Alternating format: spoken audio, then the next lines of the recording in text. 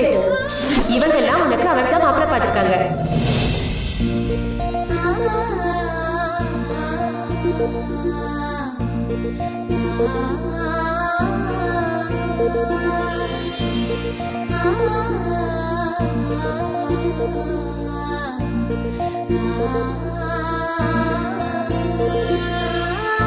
அப்பா. இந்தா, இது உனக்கு, இது எனக்கு. உந்த கம்மி பாப்போம். ஏய் பொடி, முதல்ல உந்த பாரு. ஆமா, எனக்கு ஒண்ணும் வேணாம், எந்தெல்லாம் பார்க்க முடியாது. உன் சைஸ் வேற, ஏன் சைஸ் வேற. முதல்ல உன் ட்ரெஸ்ஸை பாரு. உனக்கும் நான் நல்லதா தான் செலக்ட் பண்ணிருக்கேன். வேணாம் வேணாம், பாருடி. குடு, பார்த்து தொலைறேன். ஹாய், பரவாயில்லையே, நல்லதா இருக்கு. நல்லதா இருக்கும். ஹே, உனக்கு கூட செலக்ட் பண்ண தெரியுது. எப்படி இருக்கு? சூப்பரா இருக்கு. என்கிட்ட இந்த கலர் ட்ரெஸ்ஸே இல்ல, சூப்பரா இருக்கு. அப்பாடா, என்ன பார்த்து நீ பொறாமலாம் படக்கூடாது. எப்பவுமே என்னை விட உனக்கு பெஸ்டா தான் அமையும். சரி சரி, ஓவரா பேசாத. அப்புறம் நீ என்ன ஓவரா பகச்சுக்காத. நீ அடிபட்டு கீழே விழுந்தன்னு வைய, நான் தான் என் கையை கொடுத்து உன்னை தூக்கி விடணும். தூக்கி விடுவல்ல? அதுக்கு முன்னாடி அரை மணி நேரம் நல்லா ஹான்னு சிரிச்சிட்டு அதுக்கப்புறமா தான் தூக்கி விடுவேன். பரவாயில்லையா? படி.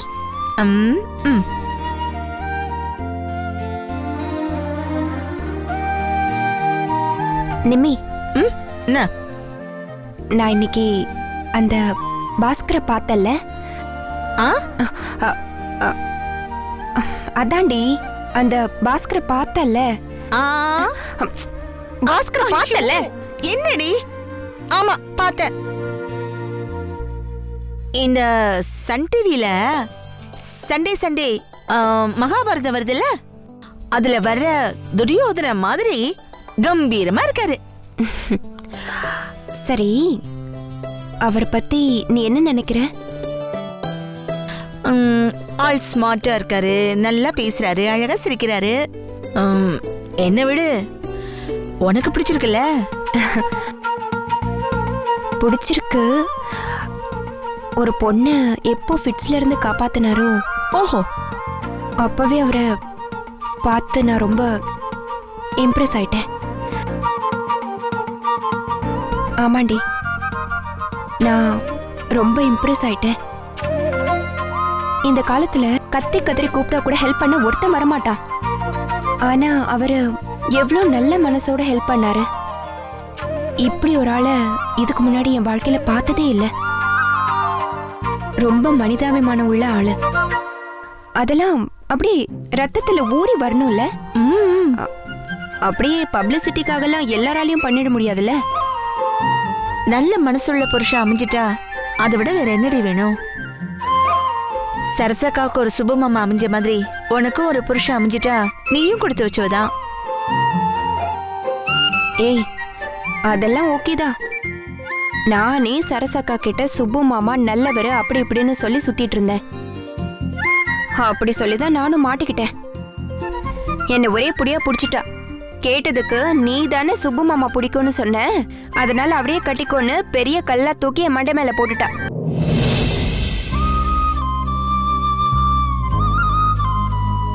ஓ, அதான் விஷயமா? ஆமாண்டி, மாமா ரொம்ப நல்லவர் தான்.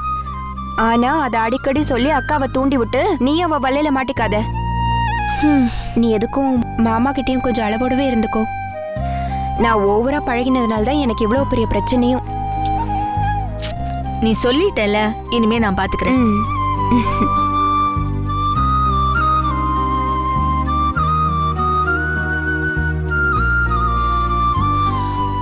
மடிச்சு நீட்டா எடுத்து வை.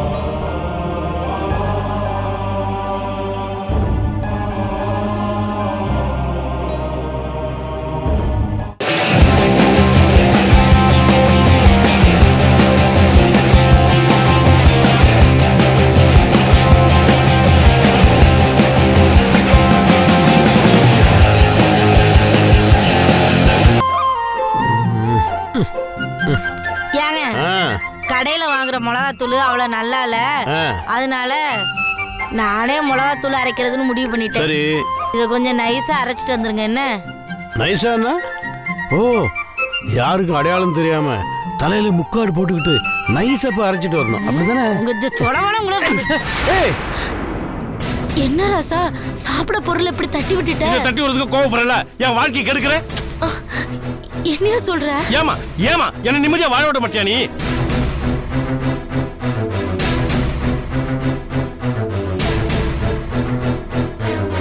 ராசா என்னையா சொல்ற? அம்மாவை பார்த்தா அப்படி சொல்ற? ஆமா, நீதான். இப்போ உனக்கு என்ன பிரச்சனைன்னு சொல்லு. நீ கோயில்ல திவ்யாவை பார்க்கல, அவகிட்ட பேசல, பாத்தீங்களா எப்படி முழிக்குதுன்னு? ஏய், எனக்கு என்ன பயன்டா? ஆமா, கோயிலுக்கு விளக்கு போடுறதுக்காக நான் அங்க போயிருந்தேன். உனக்கும் ஜெகஜோதிக்கு நல்லபடியா கல்யாணம் நடக்கணுங்கிறதுக்காக. அந்த நேரம் பார்த்து அந்த திவ்யா அங்க வந்தா. அவகிட்ட நான் விஷயத்த சொன்னேன். அவ என்னடானா, சந்தோஷத்தை உங்க மனசு போல எல்லாத்தையும் திருப்தியா செய்யுங்கன்னு சொன்னான். அவளுக்கு என்னடா அவளை தெனாவிட்டு வேண்டி கிடக்குது. அவளே ஆசீர்வாதம் பண்ணதுக்கு அப்புறம் எனக்கு என்ன பயம் வேண்டி கிடக்குன்னே. என்கிட்ட ஒரு மாதிரி பேசிட்டு உன்கிட்ட வந்து சாவியை திருக்கி விட்டுட்டாலும் அந்த சண்டால சிறுக்கி. இந்த பாரு, இன்னொரு தடவை என் பொண்டாட்டி திட்டன குரல் வலையை கடிச்சு துப்பிடுவேன். அவ ஆசீர்வாதம் ஒன்னும் பண்ணல. அவ என்ன பேச வந்தாலும் நீ கேட்கலையே. எதுக்கு கேட்கணும்? நான் எதுக்குடா அவ பேசுறது கேட்கணும்? அந்த மகாராணி அம்மா ஒரு நேரம் நான் மும்பைக்கு போறேன் பாவ, இன்னொரு நேரம் நான் சிங்கப்பூருக்கு போறேன் பாவ, அதுக்கடுத்த நேரம் அந்த ஆகாஷ் பயலோட நான் ஊர் சுத்த போறேன்னு வேற சொல்லிட்டு இருப்பா. வயித்துல உண்டான கருவால் எப்படி சொல்லிட்டு இருப்பா. அவிய சொல்றதுக்குலாம் அப்படியேமா அப்படியேமான்னு தலையை ஆட்டிக்கிட்டே இருக்கணுமோ?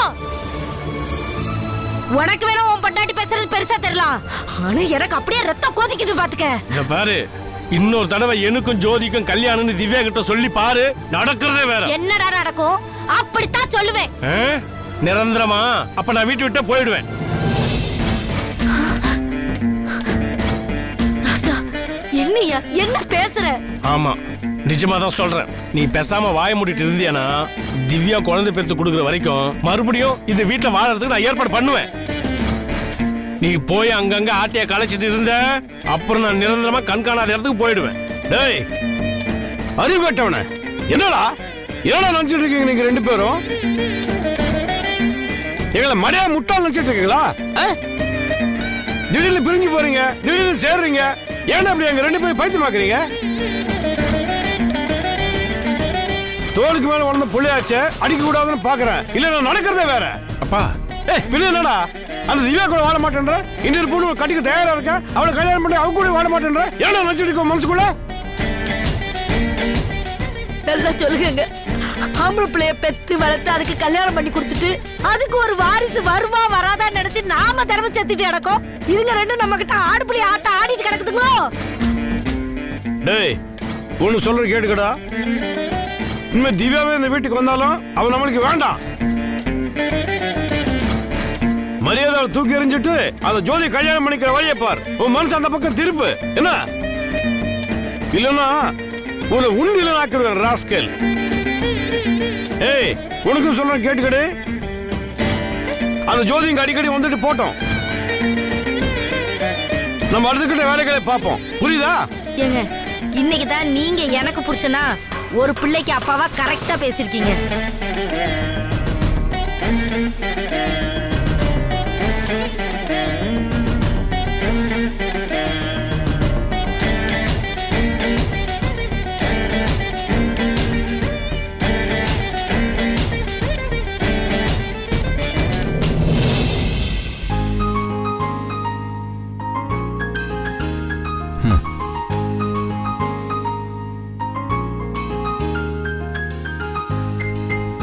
மா, ஏங்க என்னங்க வீடு இது? வீடே ரொம்ப சுமாரா தான் இருக்கு. ஏய் வீட்டை பார்க்காத, மனுஷங்களை பாரு. இங்க பாருங்க, வீடு கூட ரொம்ப முக்கியம். அவ்வளோ பெரிய வீட்டுல அவ வசதியா வாழ்ந்துட்டு இங்க வந்து எப்படி இருக்கும்? ஐயோ, இங்க பாருங்க, கல்யாணத்துக்கு முன்னாடி அவ வந்து இந்த வீட்டை பார்க்க போறது இல்ல.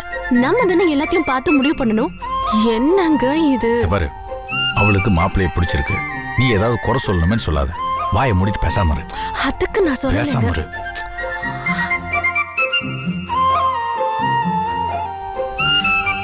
வணக்கம்மா. வாங்க தம்பி. இது என் சம்சாரம், காயத்ரியோட அக்கா. வாமா. வணக்கங்க. உட்காருங்க. இதை கொடு. இந்தாங்க. எதுக்குமா இதெல்லாம்? பரவாயில்ல, இருக்கட்டும். நீங்க உட்காருங்க, காஃபி எடுத்துட்டு ஐயோ, வரேன். அதெல்லாம் ஒண்ணும் வேணாம். நீங்க உட்காருங்க, உட்காருங்க. நிறைய வேலை இருக்கு. நான் வந்த விஷயத்த சொல்லி முடிச்சிடுறேன். பாஸ்கருக்கு காயத்ரியை பிடிச்சிருக்கு, காயத்ரிக்கும் பாஸ்கரை பிடிச்சிருக்கு. என் பையன் சொன்னான்ப்பா. ஜாதகத்தெல்லாம் பார்த்தாச்சு, எல்லாம் செட் ஆகி வந்திருக்கு. நீங்க ஒரு தடவை முறைப்படி வீட்டுக்கு வந்து பார்த்துட்டா நல்லா இருக்கும். ரொம்ப சந்தோஷம்ப்பா. பிள்ளைங்க நல்லா இருந்தா போதும். அம்மா, நாங்க வீட்டை சுத்தி பார்க்கலாமா? எங்க வீட்டை பாக்குறதுக்கு என்னமா இருக்கு? சரி, போய் பாருமா. ம். உங்க கால் வலியெல்லாம் எப்படி இருக்கு? இப்ப கொஞ்சம் பரவாயில்ல. டாக்டர் ரெகுலரா செக்அப் போறீங்க? போயிட்டு தான் இருக்கேன்.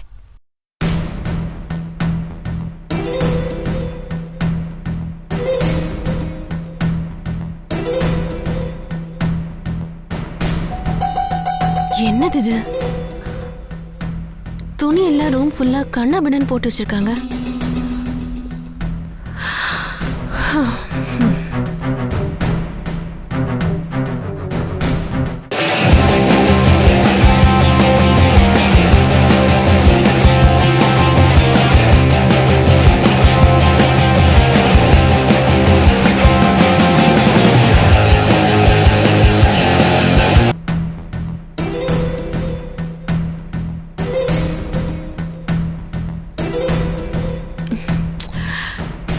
கிச்சன் எல்லாம் இவ்ளோ அசிங்கமா வச்சிருக்காங்க.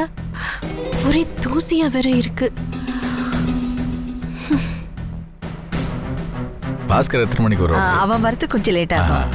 என்னம்மா, வீடெல்லாம் சுத்தி பாத்தியா? ஆ, நான் வயசானவ, வீட்டை சுத்தமா வச்சுக்க தெம்பில்ல. ஆனா ஒரு விஷயம், மருமக வந்தா அவ இங்க இருக்க போறதில்ல. பாஸ்கர் புதுசா ஒரு வீடு கட்டிக்கிட்டு இருக்கான். கல்யாணம் ஆகி வந்ததும் பால் காய்ச்சி புது வீட்டுல தனி கொடுத்தனந்தா. இது நான் தங்கறதுக்கு மட்டும்தாம்மா. அப்படியா? ரொம்ப சந்தோஷமா. பசங்க சந்தோஷம் தானம்மா நம்ம சந்தோஷம். சரிங்கம்மா, இப்போ நாங்க கிளம்புறோம். என்ன அதுக்குள்ள கிளம்பிட்டீங்க? சாப்பிட்டுட்டு போங்க. இல்லம்மா, இன்னொரு நாள் வந்து சாவகாசமா சாப்பிட்றோம். நிறைய வேலை இருக்கு. நாங்க வர்றோம். நாங்க வரோம்மா. சரி.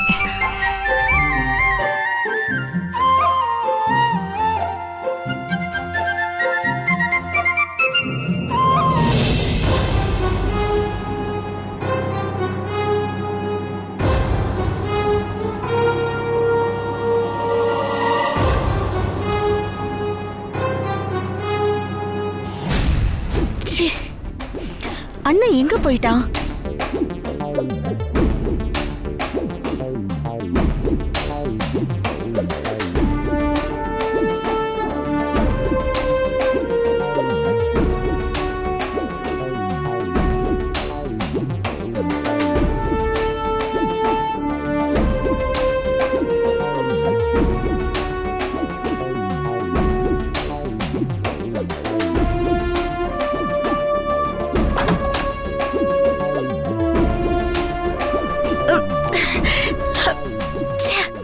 என்ன ஸ்மெல் இது?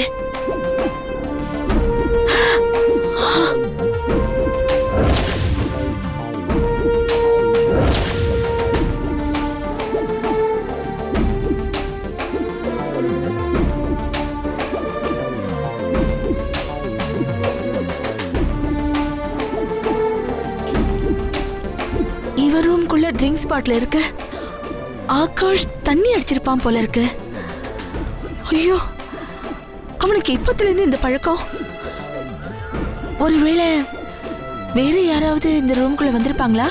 அவங்க ஏதாவது தண்ணி அடிச்சிருப்பாங்களோ? அப்போ வந்தவங்க தான் ஆகாஷ கடத்திக்கிட்டு போயிருப்பாங்களோ? ஆகாஷ் காணாம போறதுக்கு முன்னாடி இந்த ரூம்ல ஏதோ நடந்திருக்கு. வேற யாரும் இந்த ரூமுக்குள்ள வந்திருக்காங்க. யாரா இருக்கும்? நிச்சயமா ஆகாஷுக்கு நெருக்கமானவங்களா தான் இருக்கணும். இல்லைன்னா பெட்ரூம் வரைக்கும் கூட்டிட்டு வர மாட்டானே. இந்த பாட்டில ஃபாரின் சீட்டை கொடுத்து கைரேகையை செக் பண்ண சொல்லணும்.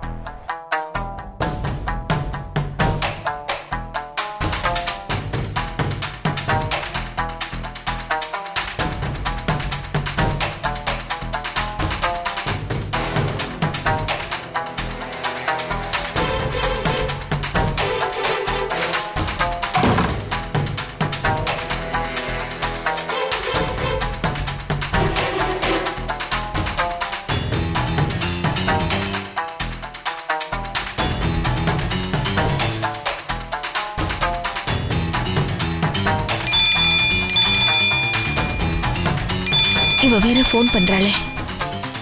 உயிரே ஒரு நிமிஷம் போயிட்டு வர மாதிரி இருக்கு. எத்தனை நாளைக்கு தான் இவகிட்ட போய் சொல்லி சமாளிக்க போறேனோ தெரியல. சொல்லு கவிதா. திவ்யா, நீ முதல்ல என் வீட்டு கிளம்பி வா. ஏ, ஆகாஷ பத்தி ஒரு முக்கியமான எவிடன்ஸ் கிடைச்சிருக்கு. அது விஷயமா உங்ககிட்ட பேசணும். என்ன? அதெல்லாம் போன்ல சொல்ல முடியாது. ஆகாஷ் காணாம போறதுக்கு முன்னாடி அவன் ரூம்ல ஏதோ நடந்திருக்கு. வெளியில இருந்து யாரோ ஒருத்தர் வீட்டுக்கு வந்திருக்காங்க. அவங்க ஆகாஷ் ரூம் வரைக்கும் வந்திருக்காங்க. அது யாரா இருக்கும்னு எனக்கு க்ளூ கிடைச்சிருக்கு. நீ வா.